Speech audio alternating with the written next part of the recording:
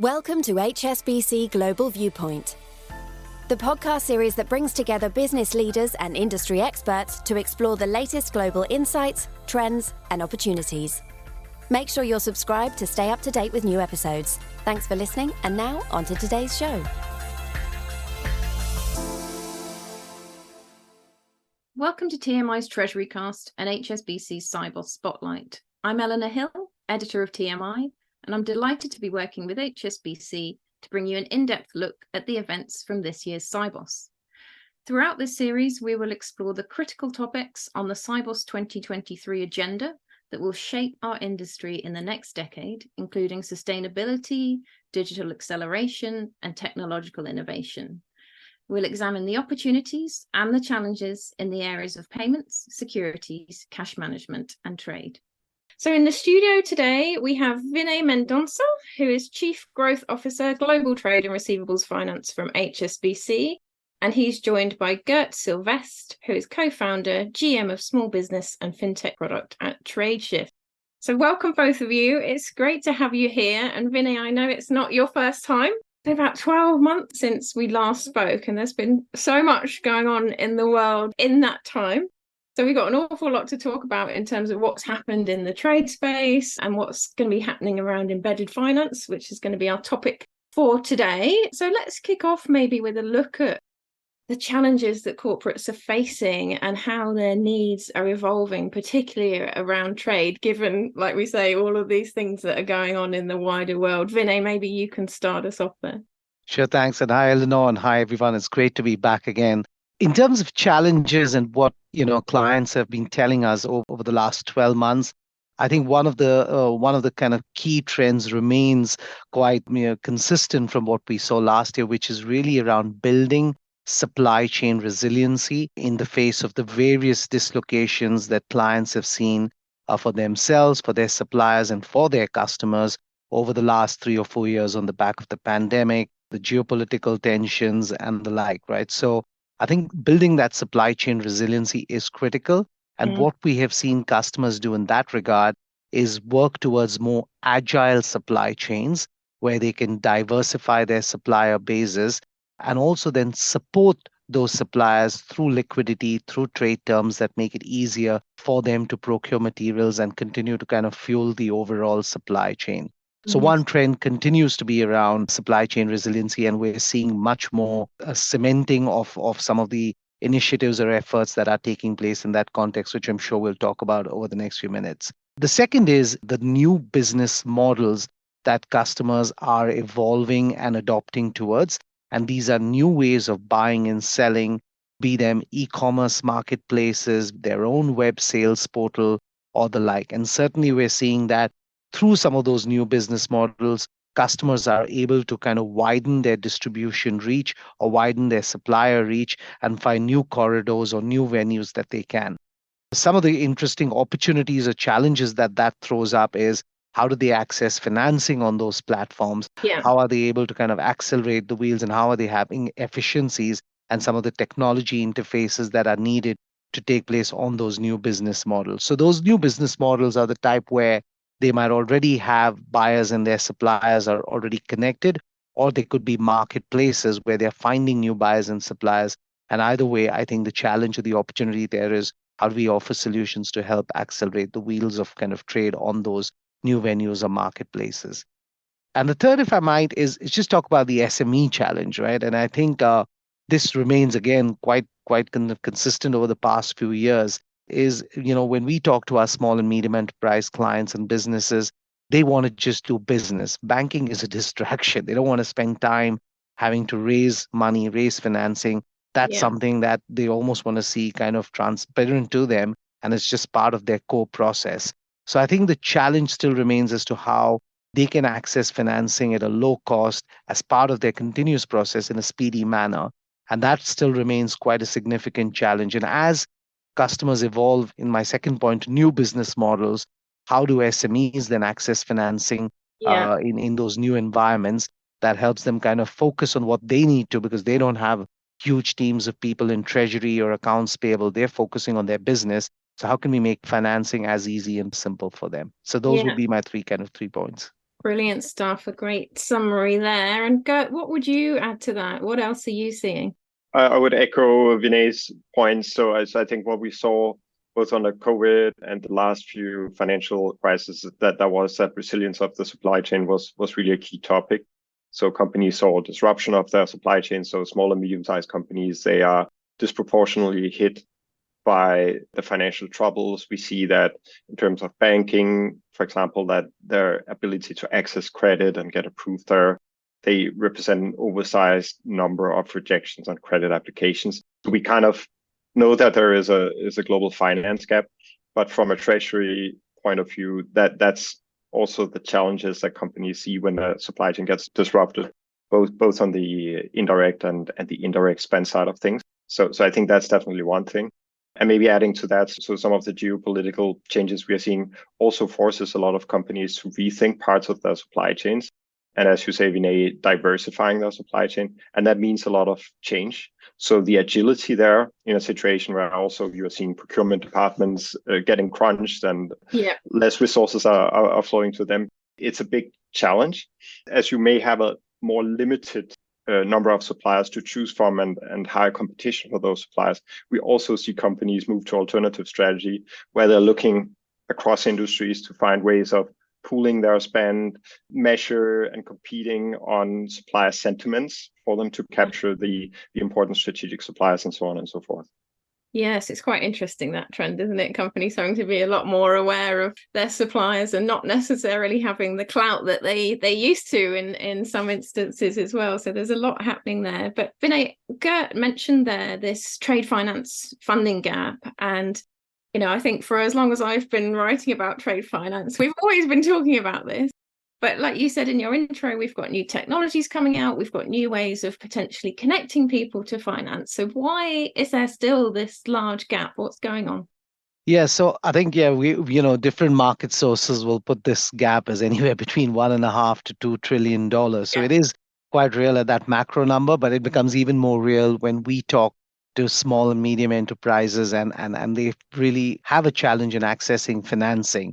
I think just to make that problem even more stark and goes back to the earlier theme, is one of the responses on supply chain resiliency has been to build higher inventory levels to kind of manage for contingencies and disruptions. But that keeping higher inventory levels comes at a cost. And again, there's more need for financing and supporting those high inventory levels. So why is there the gap, to kind of your question, right? I'd say that the two main ingredients for banks or lenders to meet this gap or bridge this gap, one is just simply the access to customers, like how difficult or how manual or how human-based or how brick and mortar based is the approach today in which an SME or a customer comes on to a bank and opens a banking account. So that would be the process of kind of, opening the bank account, the necessary account, the documents to open the account, the KYC, the proof of identity, or a whole range of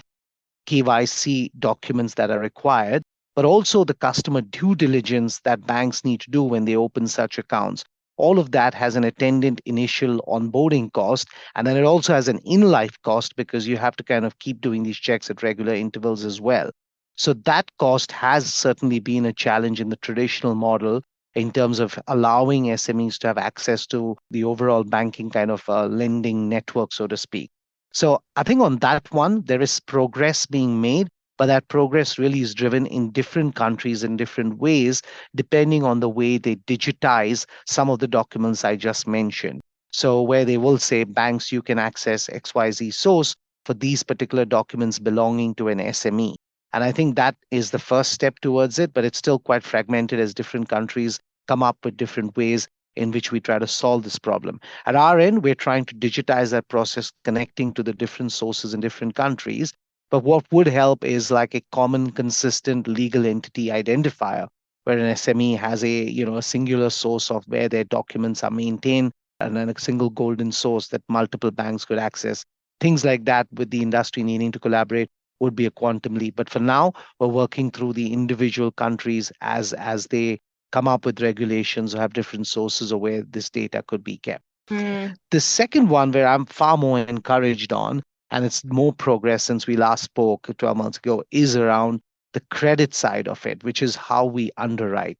So the traditional way of underwriting credit and making finance available to such SMEs, which is poring over historic cash flows, balance sheets, profit loss, clearly you cannot do that for a mass scale proposition to SMEs. There has to be a smarter, quicker way of doing it.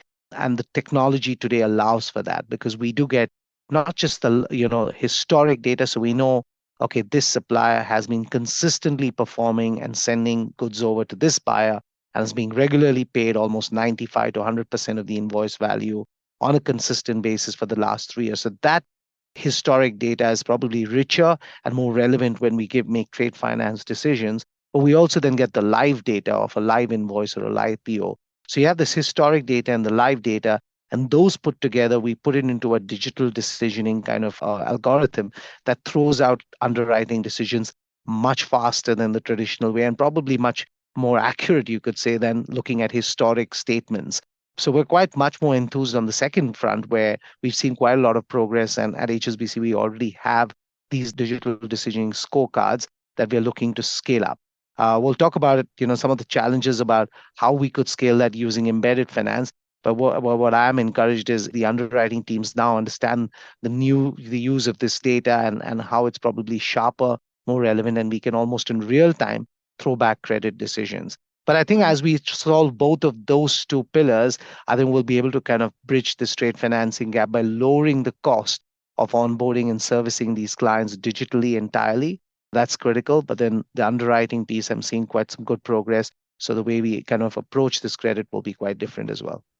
Great stuff. Nice to hear about all of the progress that's happening there. As you say, we've still got some challenges, but we are making headway, which is fabulous. Gert, before we move into talking about embedded finance a little bit more, I wanted to come back to something that Vinay mentioned at the start, which was around the changing business models. And we're hearing so much talk about B2B, e-commerce, marketplaces, and the finance within them, which is where the embedded finance comes in. But is it a lot of bluster? Is it a lot of hot air? Or are corporates actually genuinely really using these venues? And if so, tell us a little bit about how they can do that and how they can scale up.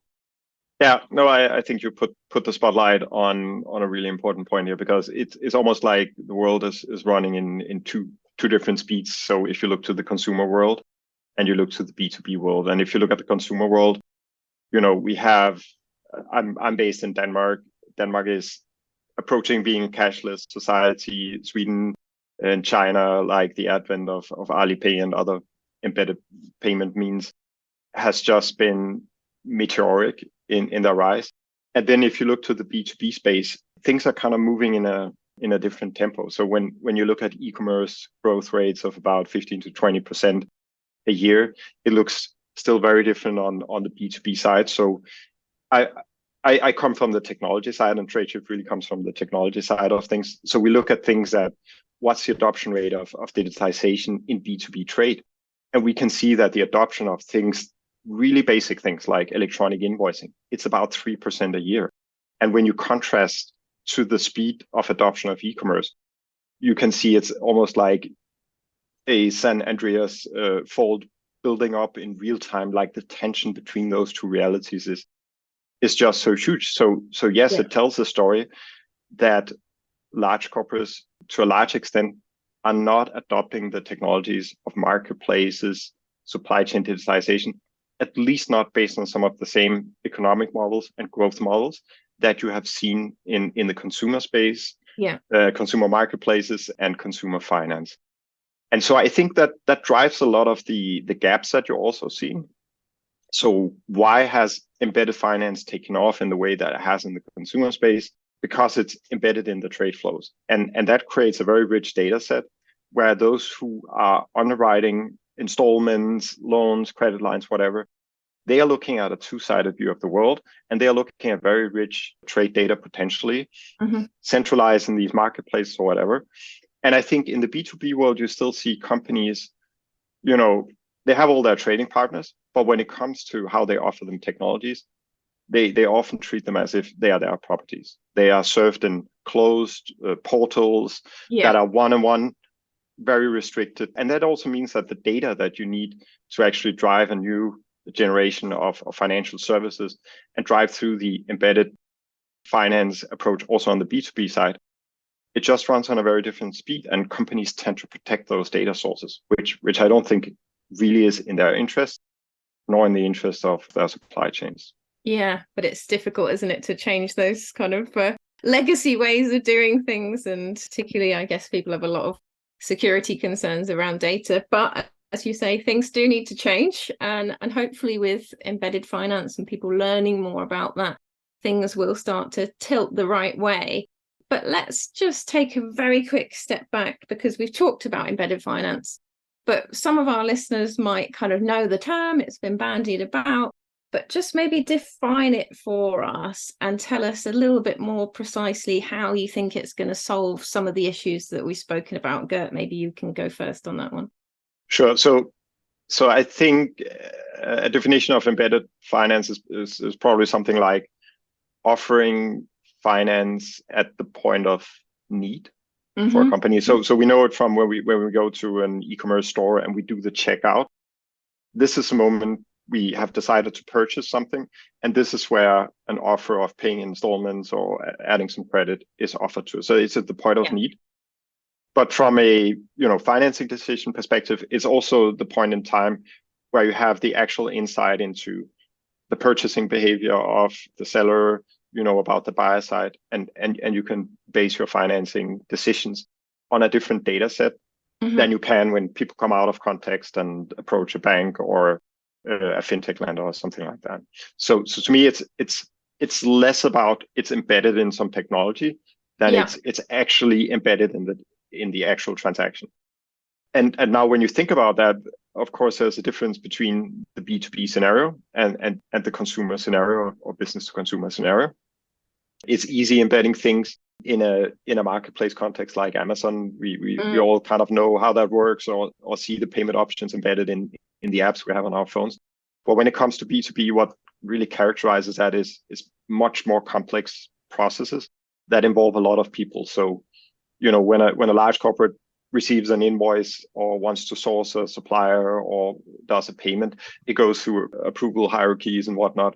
So embedding has a slightly different meaning in the B2B context. And I think that's also why the adoption has come so late, because it's kind of linked to the technology adoption that's driven by the large corporates. Yeah. But given the pressures that we are seeing, I think we are right now seeing the emergence of the B2B embedded payment category. And I think it's driven by all the macro trends that we're talking about. The supply chain resiliency, which incentivize also large corporates to find ways of creating that kind of protection in the supply chain, including financial protection, and the gap between trends like e-commerce and then how the internal supply chain processes run and the level of digitization there. So I think these trends come very nicely together.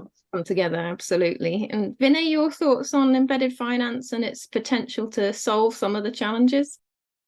I think like as Gert defined it, very simply, it's about giving access to buyers and sellers, meeting their banking needs, financing needs, payments needs at when they want it and where they want it, right? That's as simple for us as we kind of, which is the ask from us as lenders.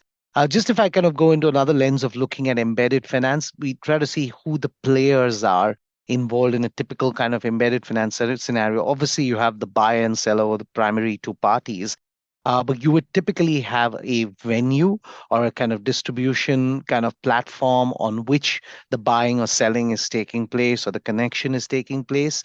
You would then have a tech provider or fintech that's embedded some of those core capabilities around, some of the stuff Gert talked about, using the data, the insights, pre-qualifying customers, identifying the right customers. And then you would have the banks providing, the balance sheet, providing the credit or the payment rails, those kind of things. So we see those as those three pieces, which is the venue kind of as the distributor, the fintech as the tech implanting, and the bank with the balance sheet, the network, the underwriting abilities, right? So that's one way we look at it. But really, it's about when they need it, where they need it. I think the other thing that, I know we use the word embedded finance, But we see the potential much more than just finance. I think once you embed yourself in that buying, selling journey, as Gert said, in the true trade as it happens, not somewhere else, but where the transaction actually happens, you can embed a lot more. You can go beyond Yeah. banking as well to embed potentially insurance. You can embed shipping. You can embed logistics. So just the start of many things to make it easy for a client to avail all those services and focus really on what they need to, which is their business or buying what they're buying or selling what Yeah. they're selling. Right? All in one place. Like, there's a whole world of embedded services out there for sure. But it's no small coincidence that we've got you both here together talking about embedded finance today, because you recently announced a joint venture, HSBC and Tradeshift, and you're going to be building out these kind of solutions together and financial services apps. So, Vinay, tell us a little bit more about the joint venture. Sure, no, thanks. Just in terms of context of the two main parties to the joint venture, I think HSBC is the world's largest trade bank, and we've customers right from multinational conglomerates to SMEs. We facilitate over $800 billion of trade flows annually, and really trade's been in our DNA, as you know. We're super kind of excited about partnering with Tradeshift, which is a leading provider of B2B solutions. They've got over 100 of the largest corporate enterprises globally in the world, and they're supporting about 260 billion of kind of annual gross merchandise value with, and with supplier information and data for over 1 million suppliers on their platform. So it's really the coming together of these two kind of players who've got much of their DNA core in trade to form this JV. But really, what is the JV? Kind of, what are we trying to do here? And it goes back to the embedded finance context we set, which is really about offering solutions for buyers and sellers as part of their journeys on Tradeshift, where they are buying and selling. So we want to make financing, whether that's post-shipment, pre-shipment, cards, available as part of those journeys, and powered by the technology that Tradeshift brings in. And it's not just the technology around digitizing the payments or digitizing the purchase order, the invoice, and the trade, but it's the data and the insights that we talked about, the behaviors that we see using that technology and kind of put that together, right? And finally, this has the opportunity, and the JV is the opportunity also to do a lot of new things as well. So digitizing the traffic on Tradeshifts, one on other venues is there, but also we talked about creating marketplace solutions, which Tradeshift has, and I'm sure Gert will talk about. But they're trying to see how we can pull those together as well.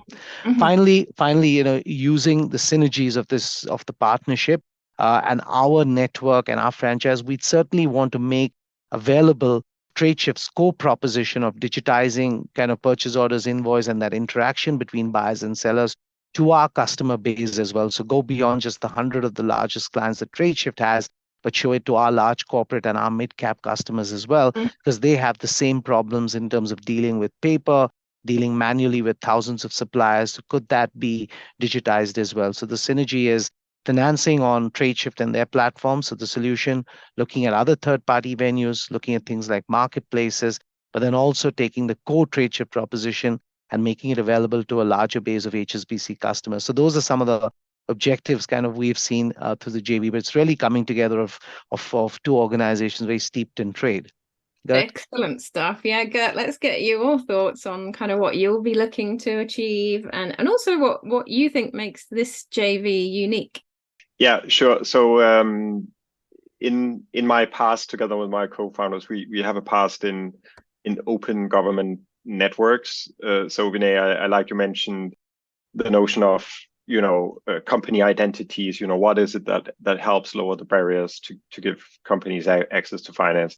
And I think why we founded the company was very much based on the idea that if you open the benefits of the digitization that you're running, so as a large corporate, if you can find ways of sharing the value, sharing the insight and the data with your supplier base and with all the other participants, be it logistics or finance or marketplace operators, then you get something that's much more valuable than the digitization in itself. And I think it has to do with all the stuff we just talked about. Who are the identities of these companies that need to pay, get paid, get access to finance, get resilience. I think that's when you share in the upside of that digitization, things become interesting. So for Tradeshift, we've always been on a mission not just to digitize, but hopefully change the way that companies can get access to finance, that companies can get access to market. And I think in this partnership, which actually stretches a long time back, we've been working together for many years. We see the potential of marrying the global reach that we have today with global corporates, our presence in 150 countries, with also a global player like HSBC that is playing in the trade finance arena, that has the same kind of global reach as we have. So to me, it's really the meeting of the trade facilitation, trade digitization side of things with the finance and payment capabilities and customer base of HSBC that comes together. And I think as we are dealing with global companies, it requires the meeting of these two kind of very specialized capabilities, which I don't think you see anywhere in the world kind of concentrated in a single company. So I think that's unique opportunity of the JV. That's actually to bring those two capabilities together in a middle ground that doesn't have necessarily the challenges that a regulated entity faces, and has resources and capabilities that we as a little bit old 10, 12-year-old startup also don't have on the financing and trade financing side of things. Yeah, you're established compared to some of the others. But like you've both said, you've got this great global reach. But for the solutions that you're working on, and I'm sure our listeners are kind of quite intrigued about, are there specific markets you're going to be starting with, Vinay? And is there a timeline in mind, not to put you under too much pressure? I think like we announced, we do want to kind of finalize the incorporation of the JV towards, before the first quarter of next year. And then certainly we want to start we are already working with Gert and the team on some of these solutions and embedded in financing. But just a couple of points. One is, after the trade transformation program that HSBC we ran to transform some of our technology systems, the good news is we now largely develop things once, and then we just scale them out to the different markets for the last mile bit of work. So a lot of work that we do it once, and then it's really about just landing it in different markets for the last mile, local compliance, those kinds of pieces of work. So to that extent, it is truly global. But yes, we have a few markets which we have selected right now, which we're working through, which kind of mirror Tradeshift's propositions, a couple in Asia, and certainly in the Western world, a few larger markets as well. What I would say, though, is we follow the client on this, and to a large extent, and this is keeping with your earlier question to Gert, and what is unique with the JV. I think one unique point is also the fact that we can cover both ends of the trade, right? So we cover the large buyer, which could be in the West, but we can also cover the SME supplier in an emerging market in the East. And I think to that extent, so when we talk about delivering the solution, it's not just delivering it into the buyer market, it must be available for buyer and for seller. And to that extent, it's truly global, because the financing or the cards or the solutions we offer work for both of them. So very much it's about kind of looking at which markets those buyers and sellers are mapped at as we look at the data. But we are already kind of technically live with the solution in one of the Asian markets, and then we've got 2 or 3 lined up for 2024. But a large part of the solution, like I said, will be really around not so much to where the system necessarily sits. It's more about following the buyer supply chain and which markets they're spread across. Yeah, that makes complete sense. Okay, great stuff. So just a couple of quick questions to wrap up then, because we've discussed an awful lot today, Vinay, already. So for our listeners out there, our large corporates, what should they be thinking about off the back of everything that we've spoken about? What do you think are the key action points for them? Sure. So I think I'm sure they're all quite actively thinking about supply chain resiliency, given the events over the last few years. I think the key part, what we've seen from many of our corporate customers, is they are very quickly thinking how the new business models of new technologies, platforms, venues, marketplaces will help them with the agility, with the diversification of risk they require to address supply chain resiliency. So really, the new business models are the part. And to that extent, what we're seeing is many of our customers are trying to work out what platform strategies they want to have. Is that a proprietary one? Is that a white labeled one? Is that a third party one? Or do they just join a marketplace? So those are some of the decision points they're thinking about. And I think through this process, and Gert talked about it, is I think most of our large corporates know that a big part of supply chain resiliency is making sure that the supply chain is resilient. So not just the first tier, not the second tier, but the third tier and beyond, those suppliers have access to financing and liquidity when they need it. And that's what this platform ecosystem can help them. So they're thinking of supply chain resiliency, new business models, the platforms that they need to make their choices on, and then how the financing solutions embedded. I think it's that's the thought process I think most clients are probing into. It's the how now that they're discussing. So what are the ways in which technology integrations can happen? How can they make the data available? How can they have data visas in jurisdictions? Those are some of the things that we know corporates, and we're spending time with many customers where we're co-creating such solutions, and that's how their thought process is. So really, to your question, I think these are some thoughts which we would request kind of the audience to think about in terms of resiliency, the platform economy, new business models, and how financing sits in it, but then really around the technology choices that they're going to make all of that happen. Yeah, absolutely. There's a lot to think about, but lots of assistance out there and lots of people with expertise to call on as well. So final quick question then, what are you both very excited about in terms of the opportunities that we've discussed? So there's so much that we've spoken about today, but on a personal and professional level, what are you most excited about? Vinay, go on. Sure. So for me, I think like you said, we covered a lot. And those are the known opportunities, and we're all planning on how we address those. But I'd say the most excitement part of the JV is the talent that comes together in one place, which is a combination of Gert and his team, who really understand the whole procurement process for clients and how that works, the underwriters and the credit from the bank side that come together, and I think the clients, most importantly, and their suppliers. And I think co-creating through this JV construct, I think we're going to solve for the unknown opportunities or problems that we haven't covered in the last few minutes. That probably is the most exciting part for me. It's not what we know, it's about what we can do with this construct that we've created of the right talent in the tech stack. Yeah, definitely. And Gert, your thoughts? So again, we've been working together for a long time. So also super excited about the opportunity to work together with the people from HSBC that will join the JV. I think since we started working together, what really struck us was also the ability to see the opportunity in the network play and the embedded play. So for each of us, I think it's all about breaking out of our own little bubbles and see how the trade and digitization side comes together with the payment and finance side. Super excited about seeing, being at the start of this whole emerging B2B embedded finance space, because I think there's a lot of potential. I think everybody is predicting a big opportunity for embedded finance. But I also feel that in many ways, because of the forces we've talked about on marketplaces, digitization, financial crisis, it's all pushing us in a direction where I think enterprises are starting to become aware that this combination of technology and financing is also key to help them on some of the other front in the supply chain. And I think everybody could ask themselves the question of embedded into what? And that begs the question of what is really the marketplace strategy, and what is the supply chain digitization strategy that the companies are following.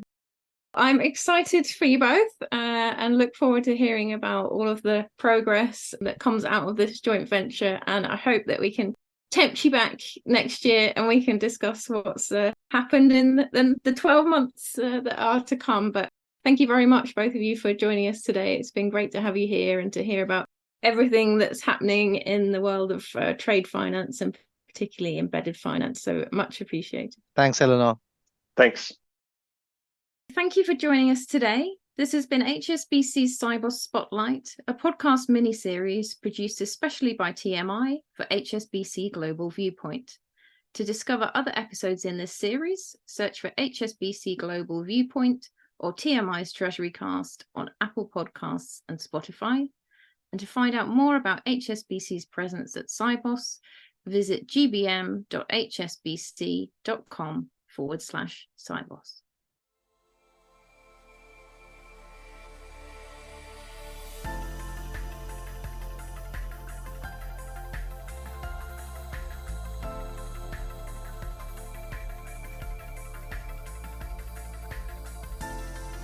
Thank you for joining us at HSBC Global Viewpoint. We hope you enjoyed the discussion. Make sure you're subscribed to stay up to date with new episodes.